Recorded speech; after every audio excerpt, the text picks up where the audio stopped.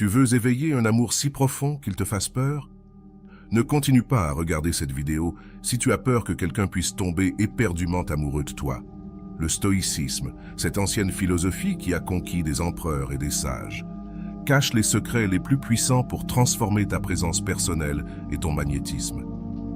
Il existe une force invisible que certaines personnes possèdent, capable d'attirer les autres de manière naturelle, sans effort apparent. Ce ne sont pas des techniques de séduction superficielle, mais un pouvoir intérieur qui fait que tout le monde gravite autour de toi sans résistance. Prépare-toi à déverrouiller le code secret de l'attraction irrésistible que peu de gens connaissent et encore moins maîtrisent. Ce savoir est dangereux, car une fois que tu l'appliques, les personnes autour de toi commenceront à te voir d'une manière différente. L'attraction stoïque, qu'y a-t-il de plus puissant que de conquérir quelqu'un sans même essayer? L'attraction stoïque n'est pas comme ces conseils de séduction que tu trouves ici et là. C'est quelque chose de beaucoup plus profond, quelque chose qui vient de l'intérieur et transforme totalement la manière dont les autres te perçoivent. Lorsque tu maîtrises cet art, tu n'as plus besoin de poursuivre qui que ce soit. Ce sont les autres qui gravitent naturellement vers toi. Tout commence par un changement dans ta mentalité. Les anciens stoïciens ont découvert quelque chose de révolutionnaire. Plus tu te fiches de l'approbation des autres, plus tu deviens attrayant. Cela semble contradictoire, n'est-ce pas? Mais réfléchis aux personnes que tu admires le plus. Est-ce qu'elles se désespèrent pour de l'attention ou de la validation? Bien sûr que non. Elles ont quelque chose de différent, une confiance naturelle qui ne dépend pas des éloges constants. Quand tu cesses de te soucier excessivement de ce que les autres pensent, quelque chose de magique se produit. Tu te débarrasses de cette énergie de désespoir qui éloigne les gens. À la place, tu commences à irradier une calme et une sécurité qui agissent comme un aimant pour les autres. Les stoïciens comprenaient que nous devons nous concentrer uniquement sur ce qui est sous notre contrôle. Et devine quoi? L'opinion des autres sur toi n'est pas sous ton contrôle.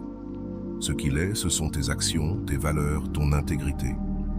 Lorsque tu concentres ton énergie sur cela, tu n'es plus cette personne qui change de personnalité en fonction de qui se trouve autour. Cette constance est extrêmement attirante, dans un monde où la plupart des gens sont comme des caméléons sociaux.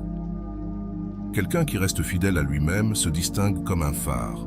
Les gens sentent qu'ils peuvent avoir confiance en toi, que ce qu'ils voient est authentique, pas une façade. Avant d'aller loin, je te serais reconnaissant si tu mets un j'aime à la vidéo, cela m'aiderait à continuer de diffuser cette philosophie. Si tu n'es pas encore abonné, je te recommande de t'abonner et d'activer la cloche pour ne manquer aucune vidéo. Un autre secret de l'attraction stoïque réside dans la manière dont tu fais face aux problèmes. Quand quelque chose tourne mal, et cela arrive toujours, tu ne t'effondres pas. Tu ne deviens pas un drame ambulant. Tu affrontes le défi avec calme et décision, montrant aux autres que tu es un roc en période de crise, quelqu'un sur qui on peut compter. Lorsque la vie devient difficile, les stoïciens pratiquaient également quelque chose de révolutionnaire pour les relations.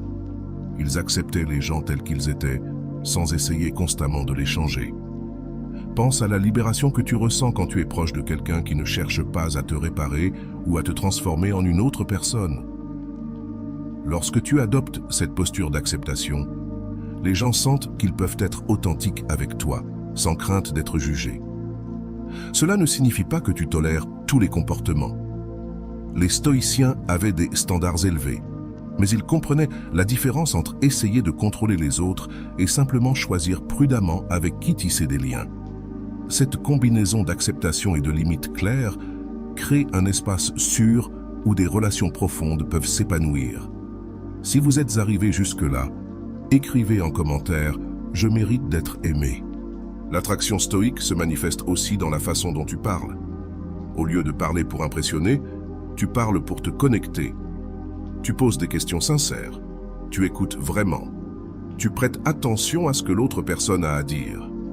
Tu ne planifies pas ta prochaine réplique pendant qu'elle parle encore. Cette pleine attention fait en sorte que les gens se sentent valorisés et compris en ta présence. En essence, l'attraction stoïque consiste à être quelqu'un qui vaut la peine d'être connu, à cultiver des qualités réelles plutôt que de se soucier des apparences superficielles. Il s'agit de construire un caractère solide, non d'être une personne fascinante mais vide. Les gens le remarquent, même s'ils ne peuvent pas expliquer exactement ce qui les attire chez toi.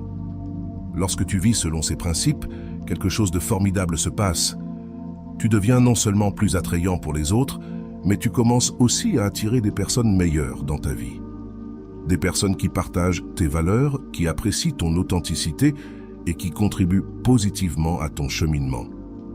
Et cela, à la fin, c'est le vrai pouvoir de l'attraction stoïque. Elle n'attire pas seulement des gens dans ta vie, elle attire les bonnes personnes. La sérénité magnétique. As-tu déjà remarqué comment certaines personnes semblent irradier une calme contagieuse, même en plein chaos? Elles restent centrées, comme si elles détenaient un secret que personne d'autre ne connaît.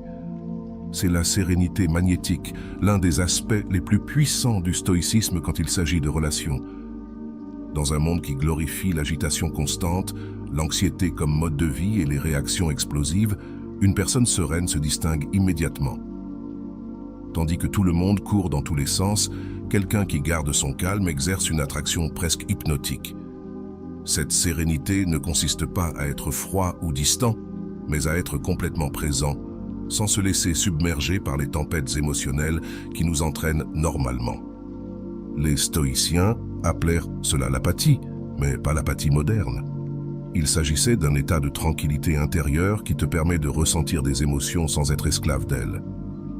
Imagine être avec quelqu'un qui ne s'emporte pas pour des frustrations mineures, qui ne transforme pas un retard en une tragédie, un commentaire en une guerre, un désaccord en une rupture. Cette personne devient un refuge sûr dans un océan de relations toxiques et dramatiques. Naturellement, nous voulons être proches de ceux qui nous apportent la paix, pas de ceux qui nous lancent sur des montagnes russes émotionnelles. La sérénité magnétique se construit à travers des pratiques quotidiennes. L'une d'elles est la visualisation des défis. Les stoïciens imaginaient souvent que les choses allèrent mal, non par pessimisme, mais par préparation. Ainsi, lorsque des problèmes réels se présentaient, ils étaient déjà mentalement préparés, sans l'élément de surprise qui nous déstabilise généralement.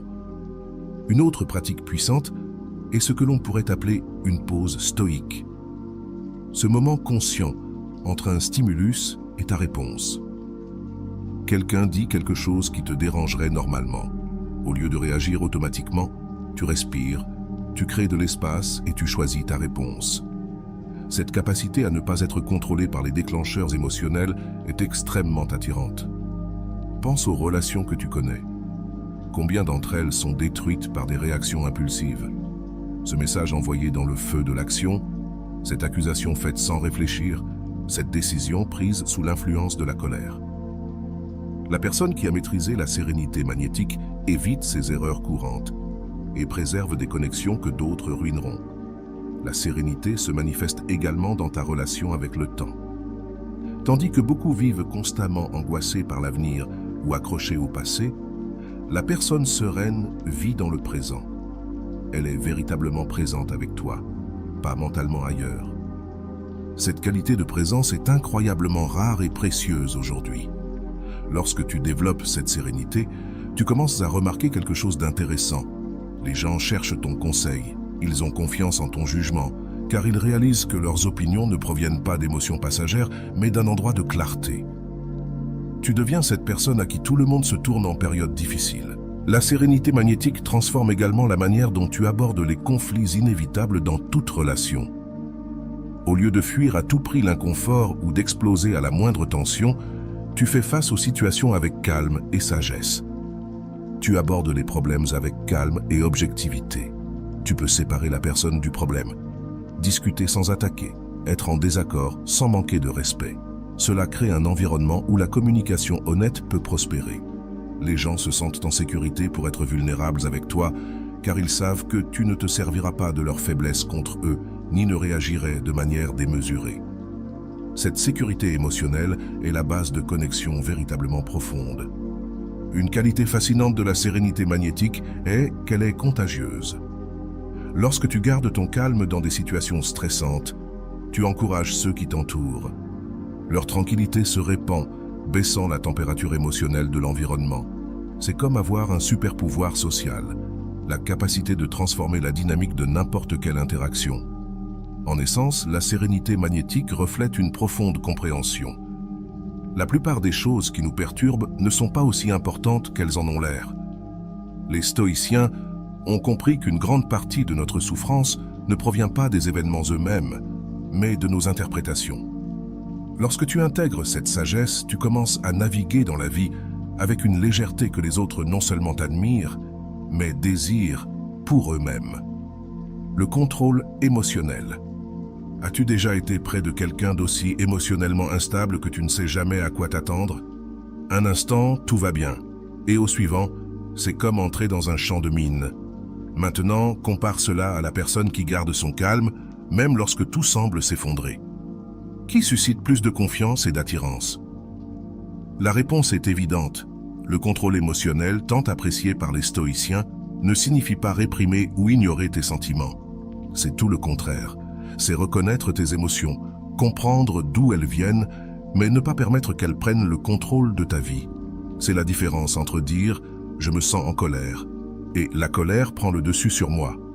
Dans les relations amoureuses, ce contrôle est comme un super pouvoir.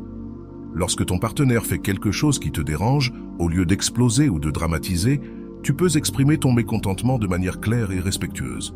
Quand tu as fait cela, je me suis senti comme ceci, sans accusation, sans cris, sans comportements passifs agressifs qui empoisonnent tant de relations.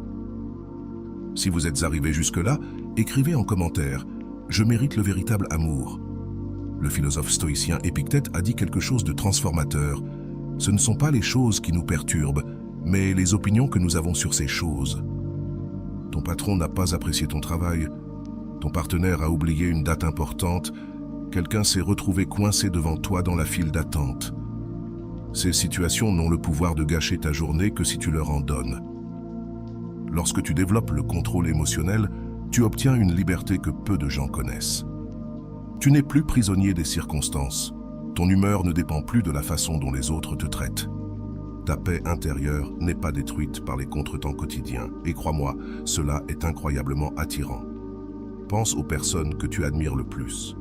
Probablement, elles ont cette qualité en commun. Elles savent comment garder leur calme sous pression. Il n'est pas surprenant que les leaders, mentors et personnes réussissant dans tous les domaines aient généralement maîtrisé cette compétence. Le contrôle émotionnel te donne une présence qui inspire le respect et l'admiration.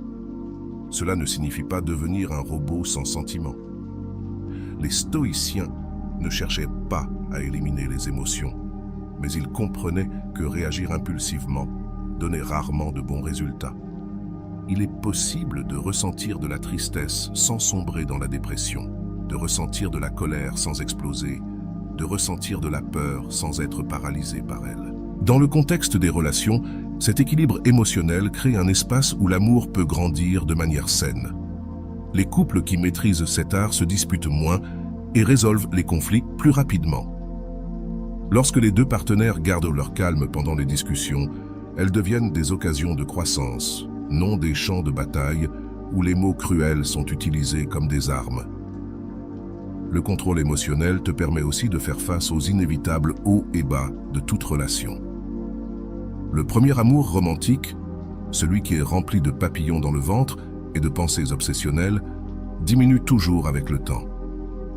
Beaucoup de relations prennent fin à ce moment-là, car les gens confondent ce changement naturel des sentiments avec la fin de l'amour. Avec la mentalité stoïcienne, tu comprends que les sentiments sont transitoires. Plutôt que de paniquer lorsque la phase d'enlacement se refroidit, tu la reconnais comme une partie naturelle de l'évolution de la relation. Tu apprends à construire un amour plus mature et stable, basé sur le choix conscient d'être avec cette personne tous les jours. Un autre avantage du contrôle émotionnel est que tu deviens moins manipulable. Les personnes émotionnellement réactives sont facilement manipulables. Quelqu'un qui sait ce qui te dérange peut l'utiliser contre toi. Mais quand tu contrôles tes réponses émotionnelles, cette manipulation devient impossible. Dans la vie quotidienne, le contrôle émotionnel se manifeste de manière simple, mais puissante. Ne pas perdre la tête dans les embouteillages, répondre avec humour à une provocation au lieu de s'offusquer, accepter la critique constructive sans se mettre sur la défensive. Ce sont ces petites décisions qui, ajoutées ensemble, créent une personnalité magnétique. Et le plus étonnant, c'est que plus tu pratiques, plus le contrôle émotionnel devient facile. C'est comme un muscle qui se renforce avec l'usage. Au début, cela peut être difficile, mais avec le temps, cela devient presque automatique. Tu commences à remarquer tes déclencheurs émotionnels, même avant qu'ils ne se produisent. Dans un monde où beaucoup se targuent d'être authentiques au point de lancer leurs émotions brutes aux autres, ton contrôle émotionnel sera comme un phare de maturité et d'intelligence émotionnelle. Il ne s'agit pas de cacher qui tu es, mais de t'exprimer de la meilleure manière possible, créant ainsi des connexions plus profondes et durables. La quatrième clé, le courage intérieur. Ce qui rend quelqu'un réellement irrésistible, ce n'est pas ce qui est à la surface, mais ce qui se cache dans les profondeurs. C'est cette sensation qu'il y a bien plus que ce qu'il semble. C'est cela, la véritable valeur intérieure, un concept fondamental dans le stoïcisme et l'un des plus grands secrets pour construire des relations profondes et significatives. Nous vivons dans une culture obsédée par les apparences. Les réseaux sociaux, les applications de rencontres, les premières impressions, tout semble accentuer le superficiel. Mais si tu t'es déjà senti attiré instantanément par quelqu'un sans vraiment comprendre pourquoi, c'est probablement parce que tu avais perçu sa véritable valeur intérieure. Cette confiance authentique qui n'a pas besoin d'être annoncée, cette intégrité qui se manifeste naturellement dans les petites actions. Les stoïciens ont compris que notre véritable valeur ne réside pas dans les choses que nous possédons, dans les vêtements que nous portons ou dans notre statut social. Elle réside dans nos vertus, la force de notre caractère, notre capacité à faire ce qui est juste, même quand personne ne nous regarde. C'est quelque chose que personne ne peut enlever, quelque chose qui ne diminue pas avec l'âge ou les circonstances. Lorsque tu cultives cette valeur intérieure, quelque chose de magique se produit dans tes relations. Tu cesses de mendier l'attention et l'approbation, tu n'as plus besoin de te vendre constamment, de te justifier ou de prouver ta valeur. Cette libération est comme enlever un lourd fardeau, et les gens ressentent cette différence. Pense aux personnes que tu connais qui essaient toujours d'impressionner, qui se vantent de leur réussite, qui dramatisent des histoires pour les rendre plus intéressantes, qui comptent sans cesse combien de likes elles ont reçus. Il y a quelque chose d'étrangement repoussoir dans ce comportement, n'est-ce pas? Cela envoie un message clair. Je ne pense pas que je sois suffisant tel que je suis. Maintenant, pense à cette personne confiante, qui n'a pas besoin d'être le centre de l'attention, qui écoute plus qu'elle ne parle, qui ne désespère pas de remplir les silences avec des bavardages futiles, qui montre un intérêt sincère pour les autres. Au lieu d'essayer de faire en sorte que tout tourne autour d'elle, cette personne exerce une attraction naturelle, comme si elle avait un champ magnétique propre. Le développement de la valeur intérieure commence par une connaissance de soi honnête. Les stoïciens pratiquaient régulièrement l'auto-questionnement. Qu'est-ce qui est juste à faire ici? Suis-je en accord avec mes principes? Est-ce que la peur ou le courage me motivent? Ces questions simples, posées de manière constante, construisent un caractère fort avec le temps.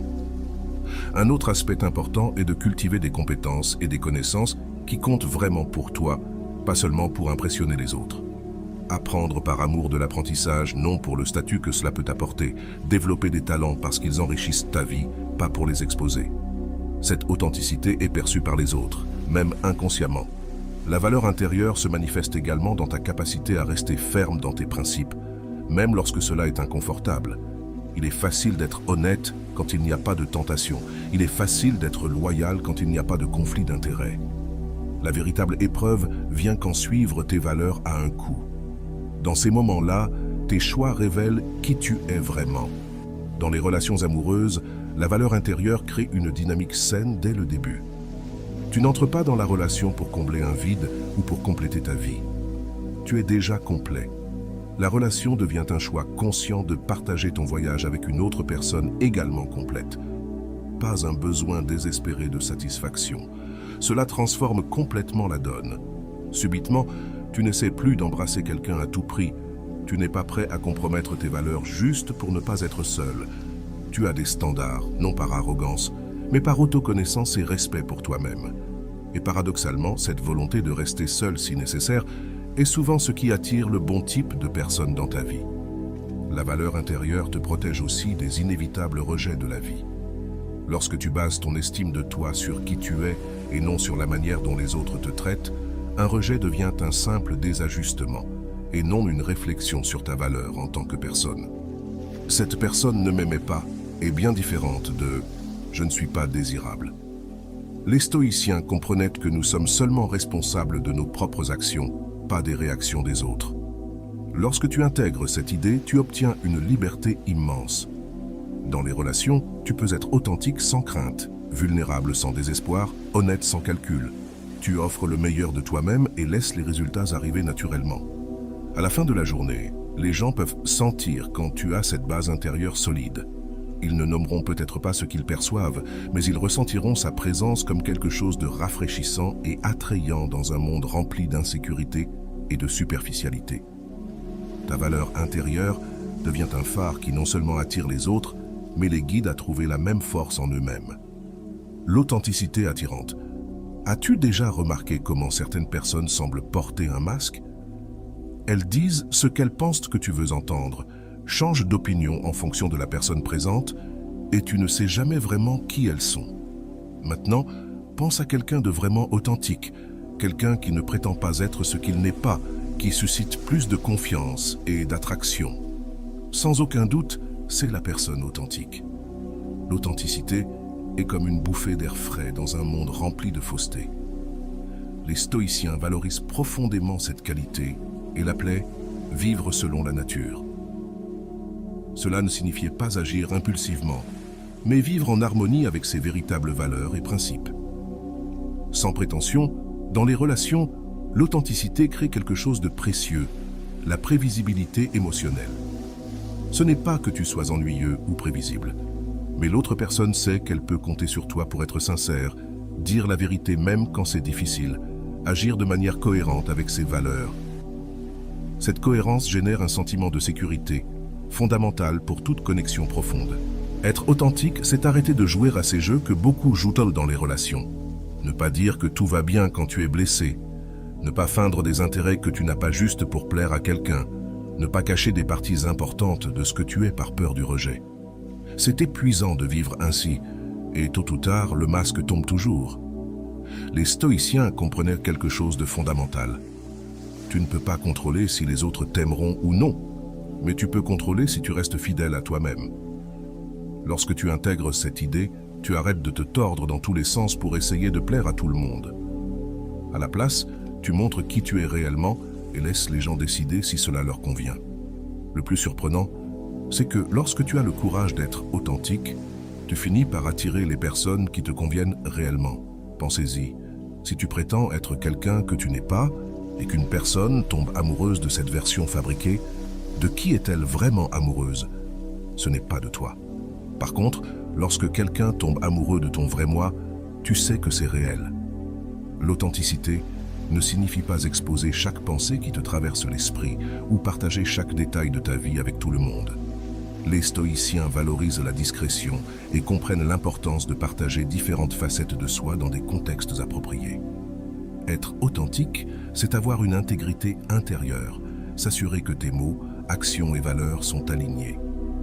Un autre aspect important de l'authenticité est la capacité d'admettre ses erreurs et de montrer sa vulnérabilité.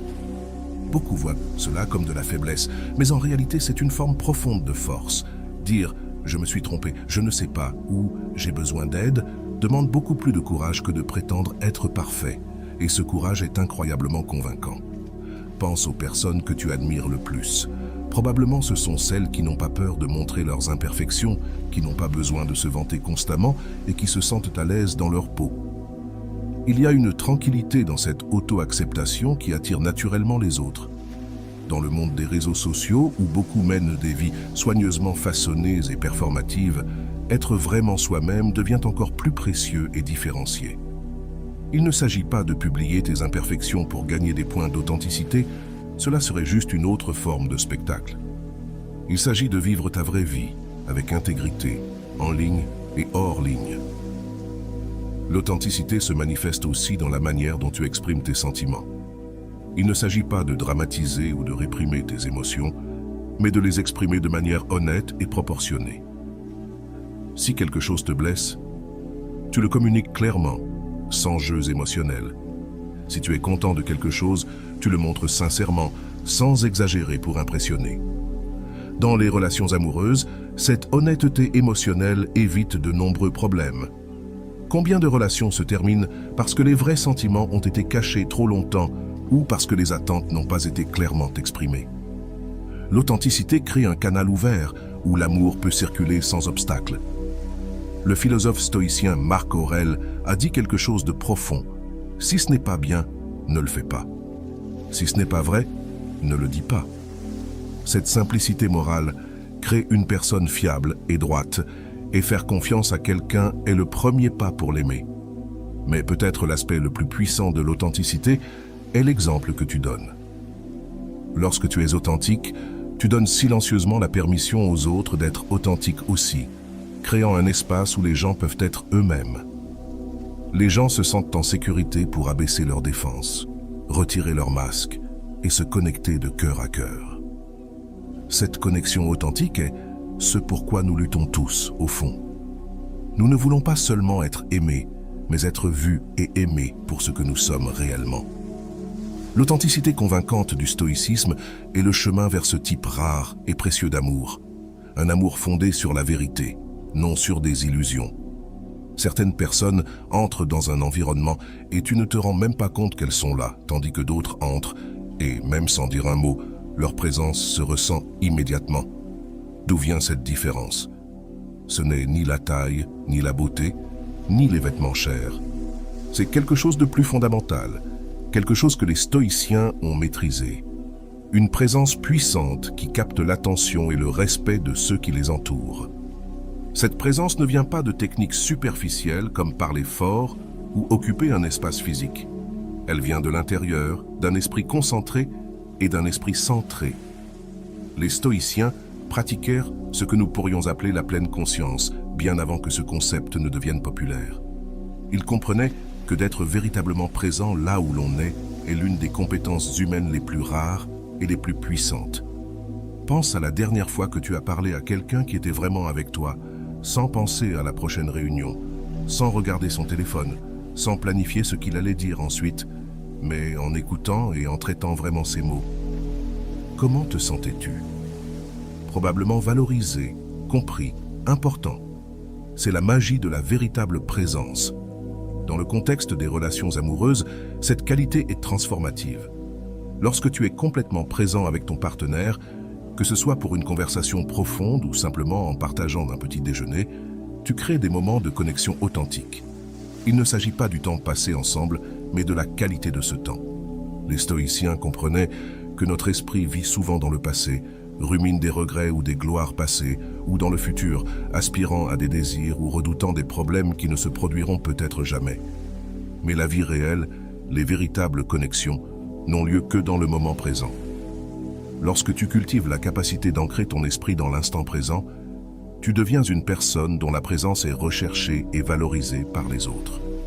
Cette présence se manifeste de manière subtile mais puissante, dans le contact visuel attentif pendant les conversations, dans l'écoute véritable et ininterrompue, dans la capacité de donner des réponses qui montrent que tu as vraiment compris ce qui a été dit. Il ne s'agit pas de technique de communication, mais d'être vraiment là, avec toute ton attention et ton énergie. Si vous êtes arrivé jusque-là, écrivez en commentaire « Je suis prêt à être aimé ». La présence puissante se révèle aussi dans la manière dont tu gères les situations difficiles. Tandis que d'autres paniquent, tu restes stable, tandis que d'autres se perdent dans la réactivité, tu maintiens ta clarté. Cela crée une aura de fiabilité qui attire naturellement les gens. Tout le monde veut avoir quelqu'un à ses côtés lorsque les choses se compliquent. Une pratique stoïque qui développe cette présence est d'accomplir même les tâches les plus banales avec toute ton attention. Laver les plats, ce n'est pas juste laver les plats, c'est une occasion d'entraîner ton esprit à être là où ton corps se trouve. Cette pratique constante renforce ta capacité à être présent dans les moments importants avec des personnes importantes. Un autre aspect de la présence puissante est la capacité à participer pleinement à des conversations significatives. Les stoïciens n'aimaient pas les discussions futiles ni les commérages. Ils valorisent le dialogue qui élargit l'esprit et touche l'âme. Lorsque tu peux guider une conversation au-delà de la surface, tu crées des opportunités de connexion que la plupart des gens ne connaissent jamais. Cette qualité devient encore plus précieuse dans le monde actuel, où la distraction constante est la norme. Smartphone, notifications, contenu sans fin, tout cela se bat pour notre attention. La personne qui peut résister à ces distractions et offrir une présence complète devient extraordinairement rare et précieuse. C'est comme offrir de l'eau pure dans le désert. Dans les relations amoureuses, cette présence crée un cercle vertueux. Lorsque tu es vraiment présent avec ton partenaire, il se sent valorisé et tente à répondre avec la même qualité d'attention. Cet échange crée des moments de synchronisation et de connexion qui renforcent le lien de manière que rien d'autre, ni même un grand geste ou un cadeau coûteux, ne pourrait faire.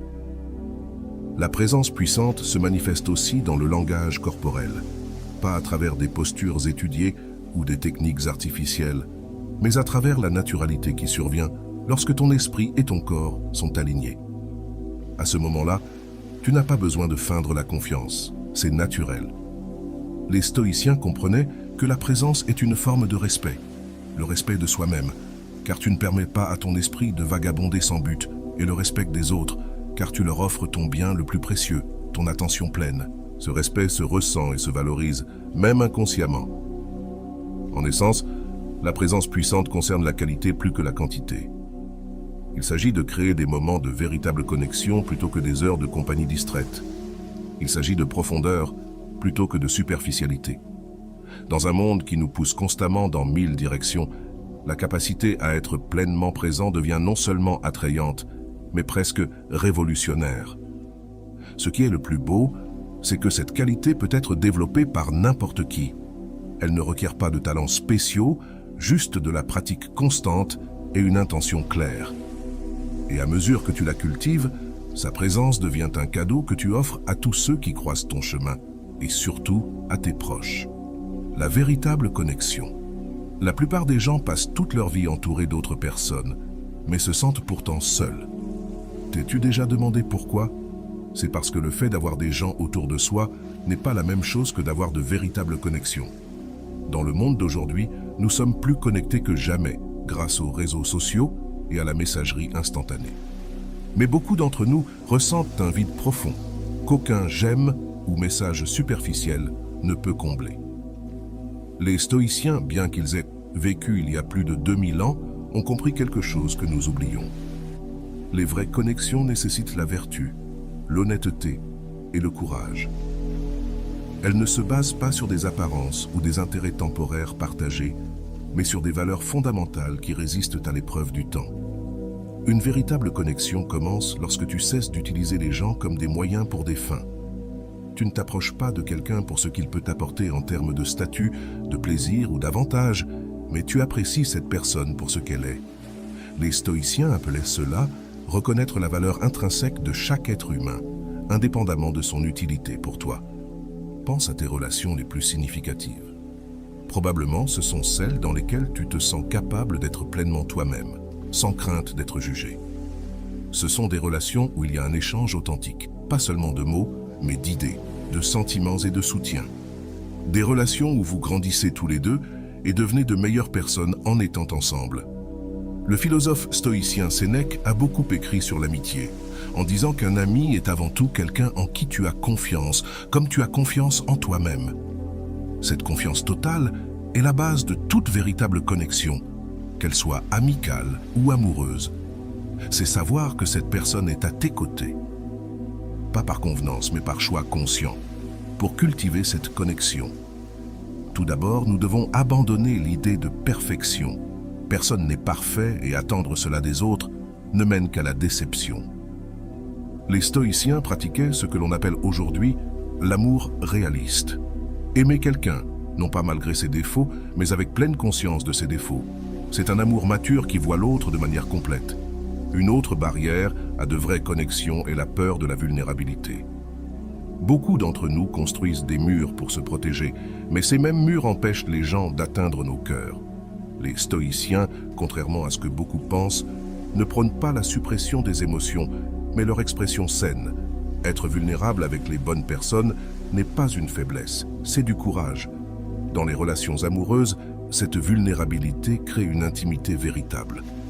Il ne s'agit pas seulement de la proximité physique, mais aussi de ces moments où tu partages tes peurs les plus profondes, tes rêves les plus lointains, tes vérités les plus dures. C'est dire à quelqu'un quelque chose que tu n'as jamais dit à personne d'autre et ressentir que ta charge est devenue plus légère parce que maintenant, elle est portée par deux. La véritable connexion nécessite également une présence constante.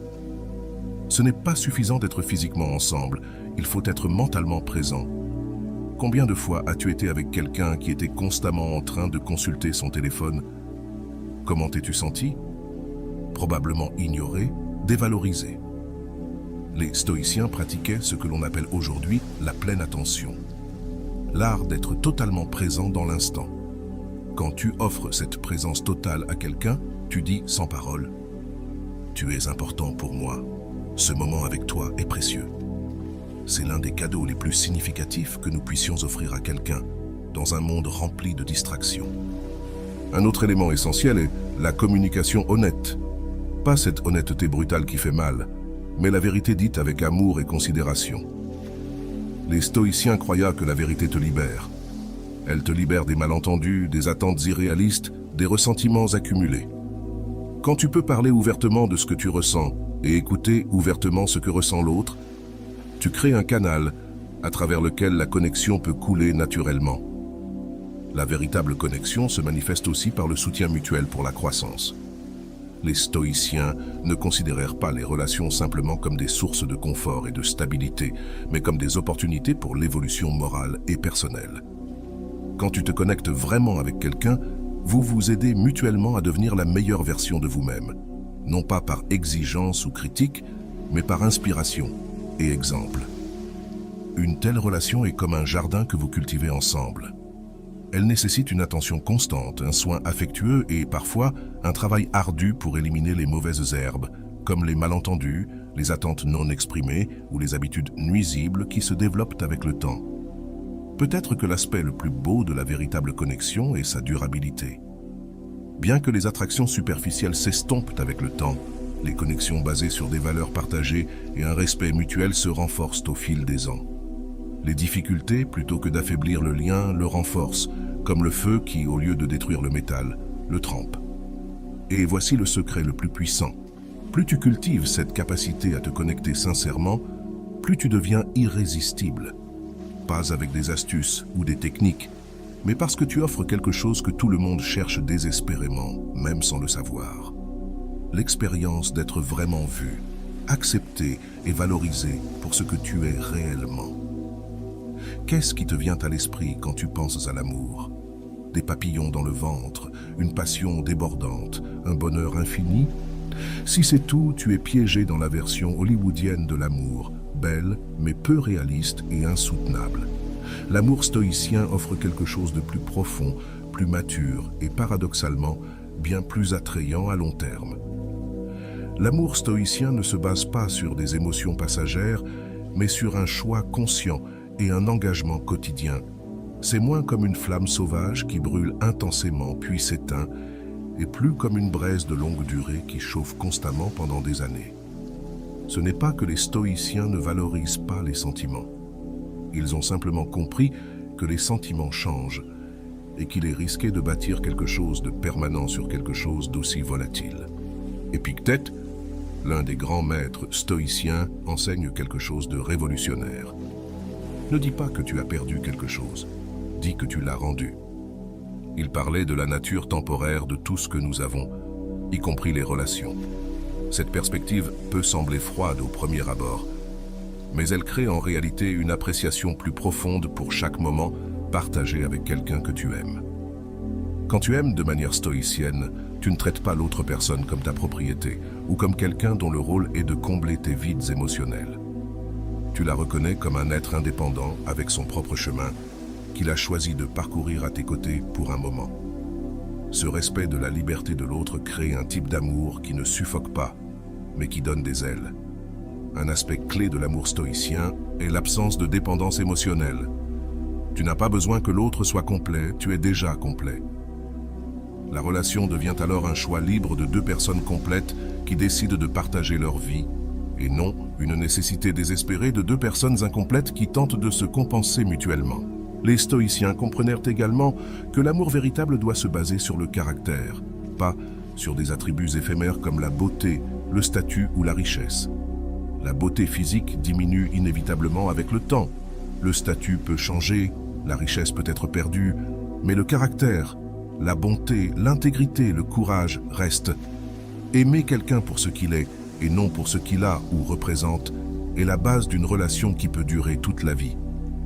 Un autre principe stoïcien transformateur est d'accepter l'autre exactement comme il est et non comme tu voudrais qu'il soit.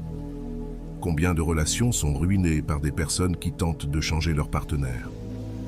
L'amour stoïcien dit « Je te vois dans ta totalité avec toutes tes qualités et tes défauts, et je choisis d'aimer toute ta vérité. » Cela ne signifie pas approuver un comportement abusif ou nuisible, mais comprendre que la perfection est une illusion et qu'aimer un être humain réel signifie accepter sa pleine humanité.